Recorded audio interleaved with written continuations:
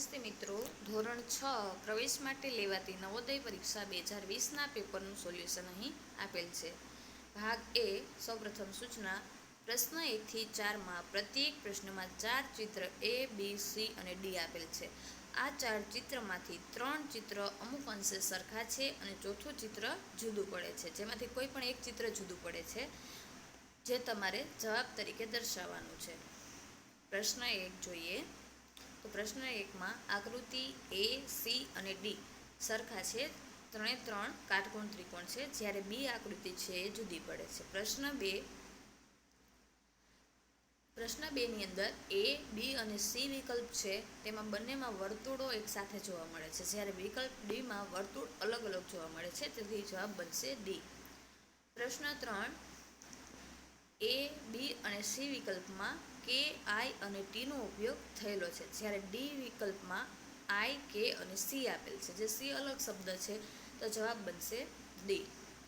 પ્રશ્ન 4 A, B, C અને D બધામાં બે ચોરસ આપેલા છે અને ચોરસની વચ્ચેનો ભાગમાં લીટી આપેલી છે, પરંતુ B, C અને D ની અંદરનો જે ચોરસ છે તેની અંદર બાજુઓ ઉપર એક નાનો લીટો જોવા મળે છે, જ્યારે A વિકલ્પની અંદર આ લીટી વિકર્ણ ઉપર જોવા મળે છે.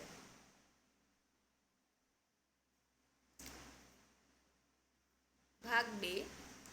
પ્રશ્ન નંબર 5 થી 8માં ડાબી બાજુએ એક ચિત્ર આપેલું છે તથા જમણી બાજુએ તેના અનુસંધાને 4 વિકલ્પો આપેલા છે, A, B, C અને D. આ 4 વિકલ્પમાંથી સમરૂપ કે તેના જેવું જ ચિત્ર છે એ શોધી અને વિકલ્પ પસંદ કરવાનો છે.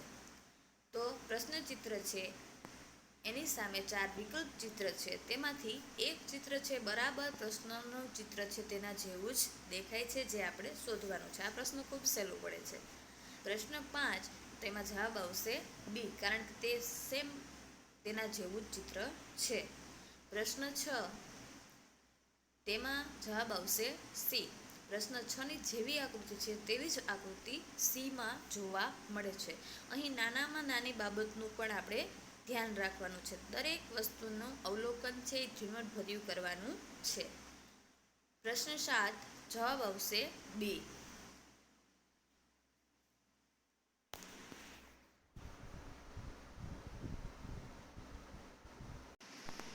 પ્રશ્ન 7 જવાબ આવશે B. 7મા પ્રશ્નની આકૃતિ જેવું જ ચિત્ર Bમાં જોવા મળે છે. પ્રશ્ન 8 જવાબ આવશે B. હવે ભાગ 3 જોઈએ. સૂચના વાંચીએ. સૂચના બરાબર વાંચવાની છે. પ્રશ્ન 9 થી 12માં ડાબી બાજુએ એક પ્રશ્નચિત્ર આપેલું છે, જેનો અમુક ભાગ ગાયબ થયેલો છે, એટલે કે અમુક ભાગ લુપ્ત થયેલો છે. જમણી બાજુએ આપેલ ઉત્તર ચિત્ર A, B, C અને D ને ધ્યાન પર રાખી તે ચિત્રને શોધો કે જેની દિશા બદલ્યા વગર જ પ્રશ્નચિત્રના નમૂનાને પૂરું કરવા માટે પ્રશ્નચિત્રના ગાયબ ભાગને બંધ બેસાડી શકાય, કે એવો ભાગ શોધવાનો કે જેની કોઈ પણ દિશા બદલ્યા વગર જ સીધો જ આપણે પ્રશ્નચિત્રની અંદર એ મૂકતા ચિત્ર પૂરું થઈ જાય. તો પ્રશ્ન 9 તેની અંદર આપણે કોઈ પણ એક ચિત્રને ધ્યાનમાં રાખી, એક જ ચોરસને ધ્યાનમાં રાખી અને ચિત્ર છે એ પૂર્ણ કરવાનો પ્રયત્ન કરવાનો છે. તો જવાબ આવશે D, કે D ને જો તમે પૂરું મૂકશો તો ઉપરની બાજુએ જે ટપકા છે પણ આવશે, ત્યાર પછી નીચેની લાઇનિંગ પણ આવશે અને ખૂણા ઉપર બરાબર કાટકોણનું ચિત્ર છે પણ પૂર્ણ થશે. પ્રશ્ન નંબર 10 છે, તો એની અંદર જવાબ આવશે B. અહીં તીરના જે નિશાન છે તેને પણ આપણે ધ્યાનમાં લેવાના છે. પ્રશ્ન નંબર 11 તેની અંદર જવાબ આવશે A, કે જો એને તમે મૂકશો તો બરાબર બંધ બેસતું ચિત્ર બનશે. પ્રશ્ન નંબર 12 જવાબ આવશે D. આગળ છે ભાગ 5. સૂચના છે પ્રશ્ન સંખ્યા 13 થી 16માં ડાબી બાજુએ 3 પ્રશ્ન ચિત્ર દર્શાવેલા છે તથા ચોથા ચિત્ર માટે ખાલી રાખેલ જગ્યા છે. પ્રશ્ન ચિત્રની શૃંખલા એટલે કે શ્રેણીના ક્રમમાં આવે. શ્રેણી ક્રમાંકને પૂરી કરવા માટે જમણી બાજુએ આપેલા 4 ચિત્રમાંથી એક ચિત્રનું ચયન કરો કે જેને ડાબી બાજુનું પ્રશ્ન ચિત્ર છે એના ખાલી સ્થાનમાં પ્રસ્થાપિત કરી શકાય. તો આ એક પેટર્ન પ્રકારનો પ્રશ્ન છે જે તમે પેટર્ન શીખી ગયા હશો ચોથા પાંચમા ધોરણમાં. તો એના આધાર પર પેટર્નને આગળ વધારવાની છે. સૌપ્રથમ પ્રશ્ન ચિત્ર 13ની અંદર આપણે જોઈએ તો પ્રથમ એક વર્તુળ છે, પછી વર્તુળની નીચે ચોકડી આપેલી છે, પછી વર્તુળ, ચોકડી અને ચોકડી છે. તો હવે સૌપ્રથમ ઉપરની તરફ આવશે વર્તુળ, પછી ચોકડી, વર્તુળ અને હવે પછીનો ક્રમાંકમાં ચોકડી આવવી જોઈએ. તો આવું વર્તુળ, ચોકડી, વર્તુળ અને ચોકડી વાળું ચિત્ર સી છે. તો જવાબ આવશે સી. પ્રશ્ન નંબર 14 જેમાં એરાની નિશાની છે બદલે છે.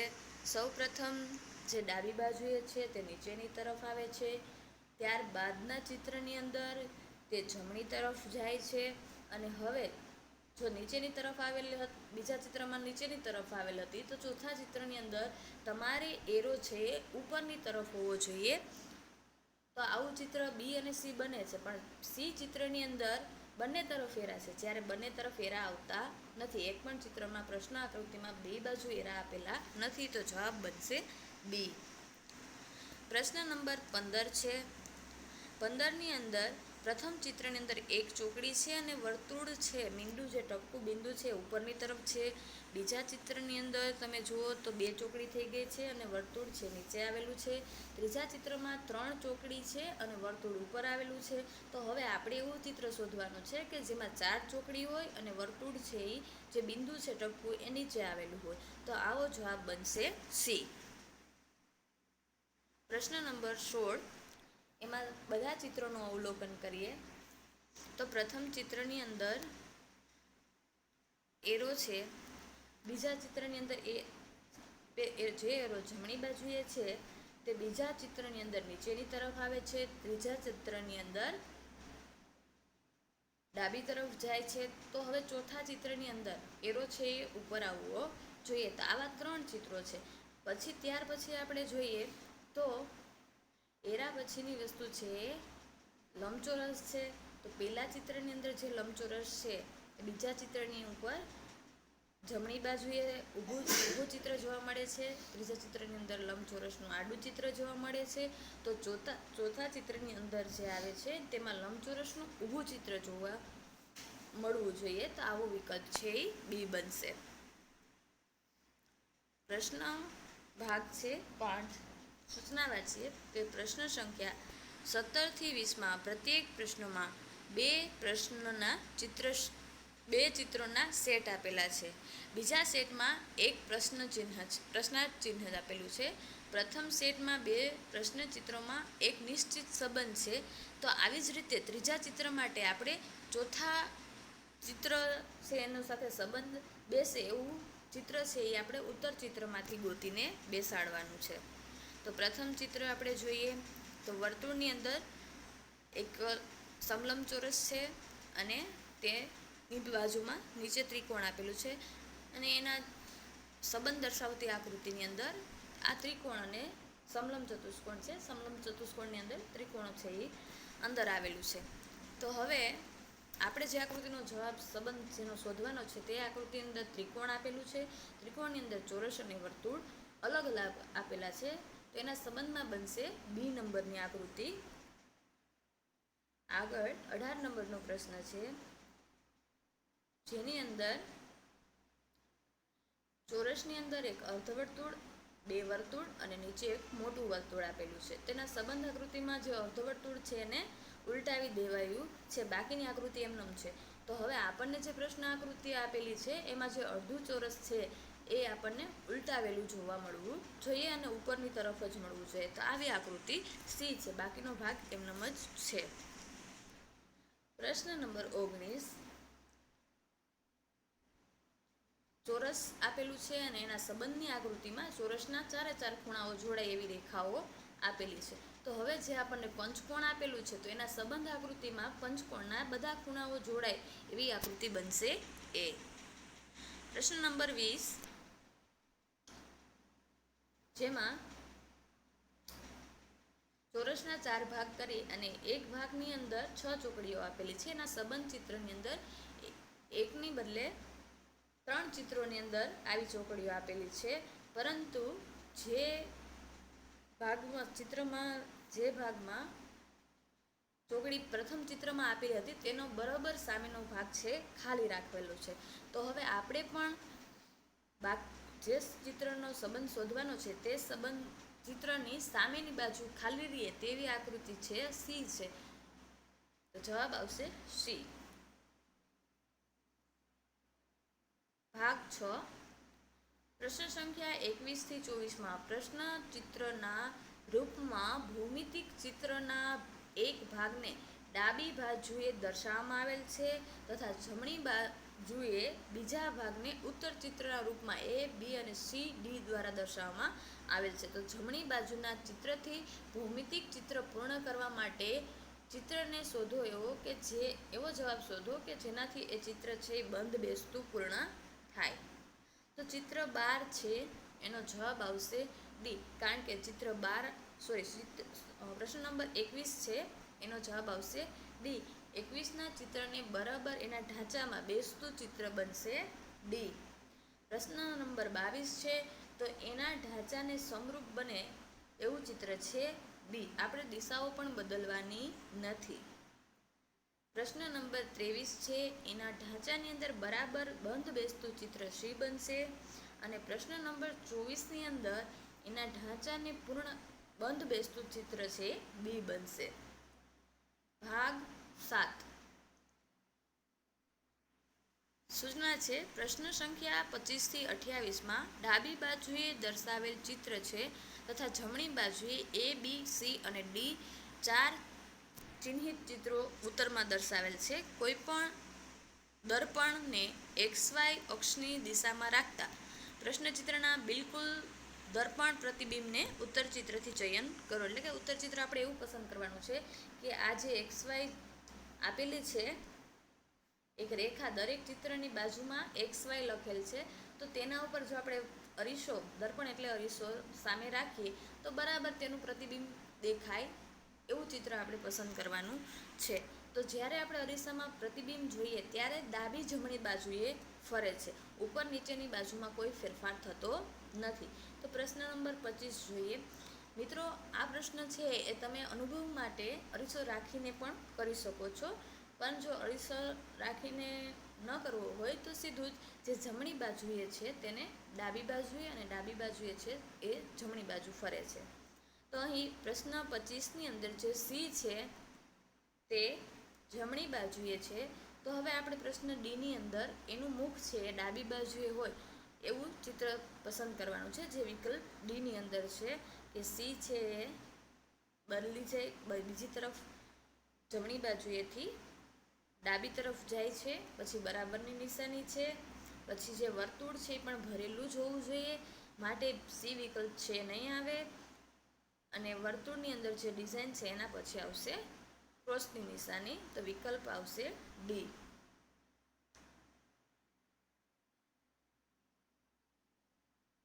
છવ્વીસમો પ્રશ્ન છે તેનું બરાબર દર્પણમાં જોતા પ્રતિબિંબ મળે તેવું ચિત્ર છે એ, કારણ કે તેમાં જે એરો ઉપરની તરફનો એરો છે એ ડાબી તરફ છે. જો તમે એને અરીસામાં જોશો તો ઉપરની તરફનો એરો છે જમણી તરફ હોવો જોઈએ.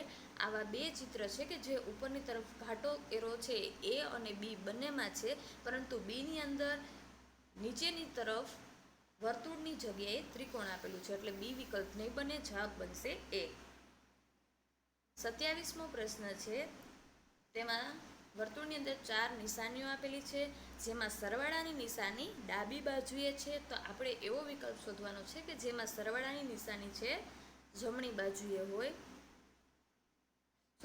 ભૂલ થઈ ગઈ, જમણી બાજુએ સરવાળાની નિશાની છે જમણી બાજુએ આપેલી છે અને તે ડાબી બાજુએ હોવી જોઈએ, તો એવો વિકલ્પ બને છે સી. પ્રશ્ન નંબર 28, આઈ, એન અને કે આપેલા છે, તો કે છે એ જમણી બાજુએ છે, જેને ડાબી બાજુએ કે હોવો જોઈએ. આવા 3 ચિત્ર છે બી, સી અને ડી, પરંતુ કે પછી એન છે એનું પાંખડું છે એ ઉપર છે, જે નીચે હોવું જોઈએ, જે વિકલ્પ સીમાં પણ નથી અને ડીની અંદર ત્રણેય અક્ષરોનો ક્રમ જળવાતો નથી, માટે જવાબ આવશે બી. વિભાગ 8, પ્રશ્ન સંખ્યા 29 થી 32 ડાબી બાજુએ પ્રશ્ન ચિત્રમાં દર્શાવ્યા પ્રમાણે કાગળના એક ટુકડાને વાળી પંચ કરવામાં આવ્યું અને જમણી બાજુએ એ, બી, સી અને ડી 4 ઉત્તર ચિત્રો આપેલા છે, તો કાગળના ટુકડાની ગળીઓ ખોલતા તે કેવું દેખાશે તેવું ચિત્ર આપણે પસંદ કરવાનું છે. પ્રશ્ન નંબર 29, જેમાં એક ચોરસ કાગળને 3 વખત વાળવામાં આવે છે અને ત્રીજી વખત ત્રિકોણમાં વાળી અને 2 પંચ કરતા બી આકૃતિ જેવો જવાબ બનશે. પ્રશ્ન નંબર 30ની અંદર કાગળને 3 વખત વાળવામાં આવે છે અને એના વચ્ચેના ભાગને કાપતા ડી આકૃતિ જેવો આકાર બને છે. પ્રશ્ન નંબર 31માં કાગળને 3 વખત વાળવાનો છે, ત્રીજી વખત ત્રિકોણ સ્વરૂપે વાળવાનો છે અને એને કટિંગ કરતા એ જેવી આકૃતિ બને છે. 32મા પ્રશ્નની અંદર કાગળને 3 વખત વાળી અને ખોલતા એ જેવી આકૃતિ જોવા મળે છે. ભાગ 9, પ્રશ્ન સંખ્યા 33 થી 36 ડાબી બાજુએ એક ચિત્ર આપેલું છે, જમણી બાજુએ એ, બી, સી અને ડી 4 ચિહ્ન દર્શાવવામાં ઉત્તર ચિહ્ન દર્શાવવામાં આવેલ છે. ઉત્તર ચિત્રથી એવા ચિત્રનું ચયન કરો કે જે જમણી બાજુએ જે પ્રશ્નચિત્રમાં આપેલા કપાયેલા ટુકડાથી બનાવી શકાય, કે પ્રશ્નચિત્રની અંદર જે કપાયેલા ટુકડા છે એને જોડી અને જવાબ ચિત્ર છે એ આપણે બનાવવાનું છે, કે જે એ, બી, સી અને ડી 4માંથી કોઈ પણ એક હોઈ શકે. પ્રશ્ન નંબર 33, આ ચિત્રને જોડતા બી જેવી આકૃતિ બનશે.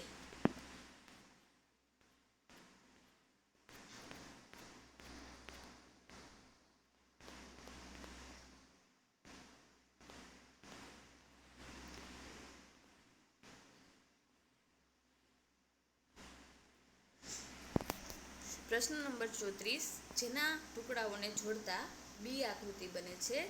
પ્રશ્ન નંબર 35, જેના ટુકડાઓને જોડતા બી આકૃતિ બનશે. પ્રશ્ન નંબર 36, જેના ટુકડાઓનો ઉપયોગ કરી અને જોડતા ડી આકૃતિ બને છે.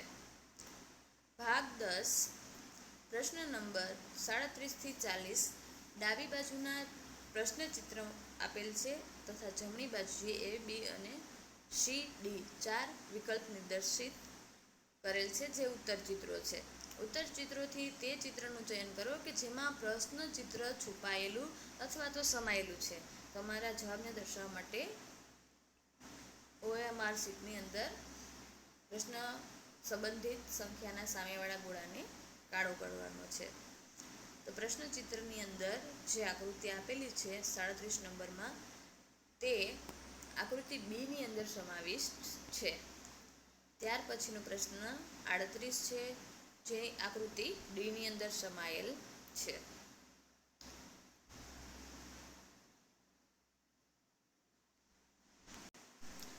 પ્રશ્ન નંબર 39 ને પ્રશ્નચિત્રની આકૃતિ ડી ની અંદર સમાયેલ છે. પ્રશ્ન નંબર 40ની આકૃતિ છે, પ્રશ્ન નંબર 40ની આકૃતિ છે તે વિકલ્પ ડી ની અંદર સમાયેલી જોવા મળે છે. ત્યાર પછી જે અંકગણિત છે તેના દાખલાઓ આપણે અલગથી ગણી અને એનો વિડીયો પણ અલગથી અપલોડ કરવામાં આવશે. હવે ભાષા કસોટી વિભાગ 3ની અંદર છે. આ વિભાગમાં 4 ફકરાઓ આપવામાં આવે છે અને દરેક ફકરા પર 5 પ્રશ્ન છે. દરેક ફકરાને સાવચેતીથી વાંચીને તેની નીચે આપેલા પ્રશ્નોના ઉત્તર આપવા. દરેક પ્રશ્ન માટે 4 સંભવિત ઉત્તર આપેલા છે, જેનો ક્રમ A, B, C અને D છે. આમાંથી ફક્ત એક જ સાચો ઉત્તર છે. આ સાચા ઉત્તરનું ચયન કરી પોતાના જવાબને આપણે OMR શીટની અંદર દર્શાવવાનો છે. તો પહેલાં આપણે ફકરો વાંચી જઈશું, પછી જ પ્રશ્નોના ઉત્તર છે એ આપીશું. ફકરા નંબર 1. પર્યટન મનોરંજન અને શૈક્ષણિક બંને હોય છે.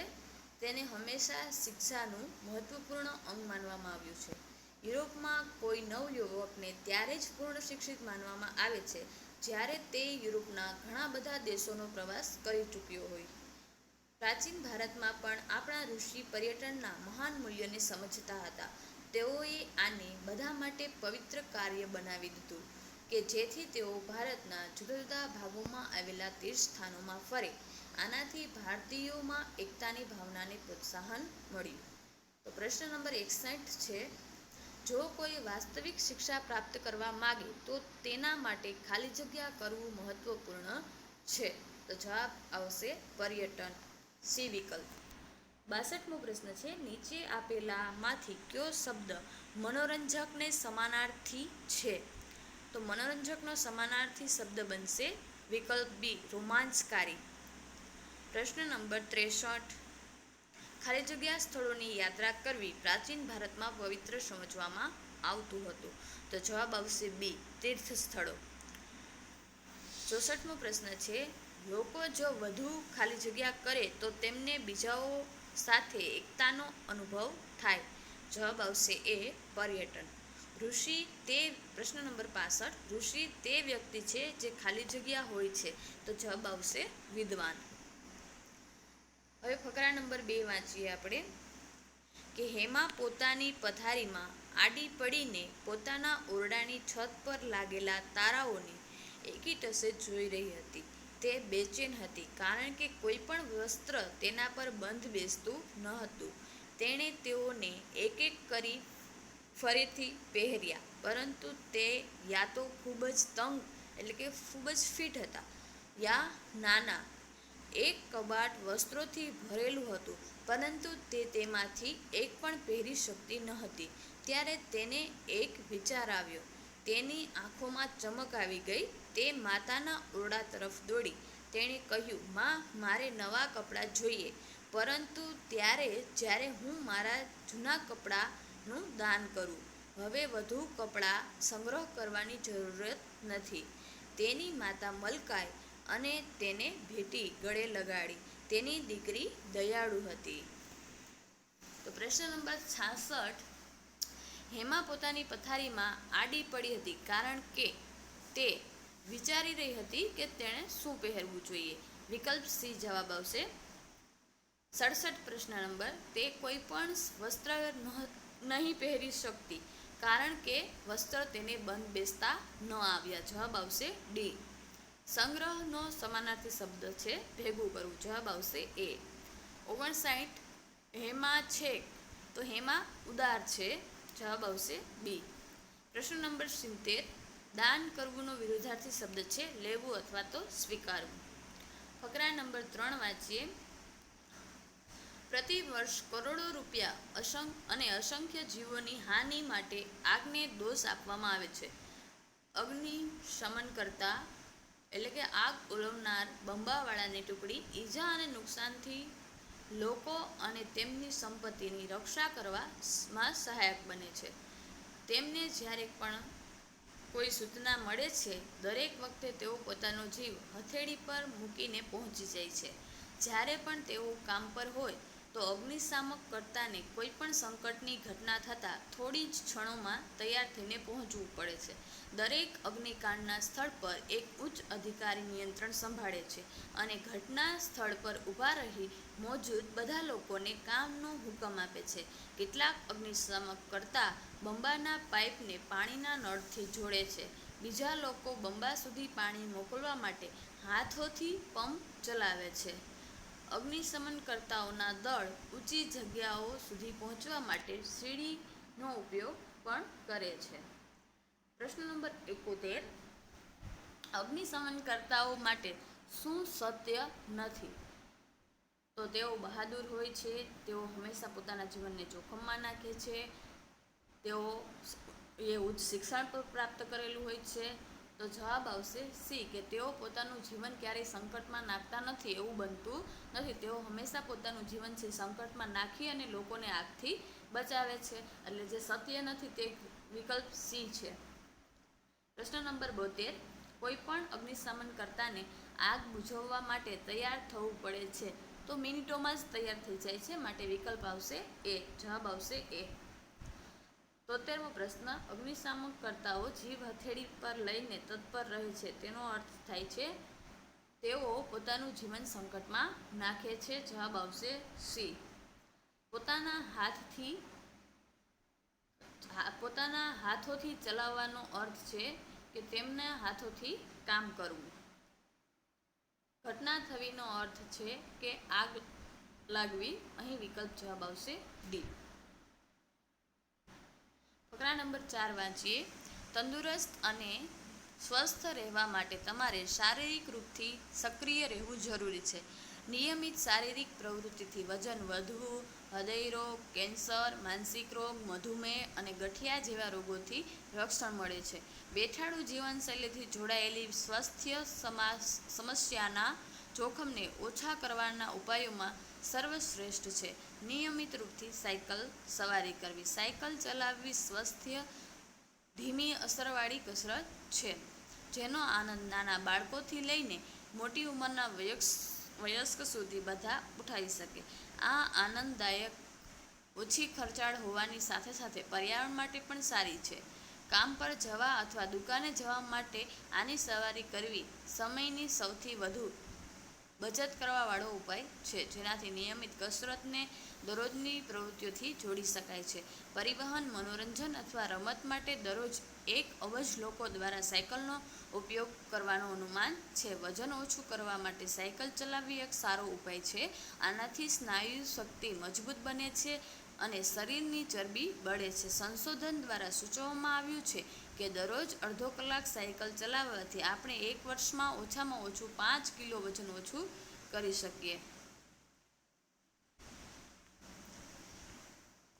તો પ્રશ્ન નંબર 76 છે કે આ ફકરાનો મુખ્ય ધ્યેય આપણને ખાલી જગ્યાના લાભ બતાવવાનો છે, તો કસરતના લાભ બતાવવાનો છે.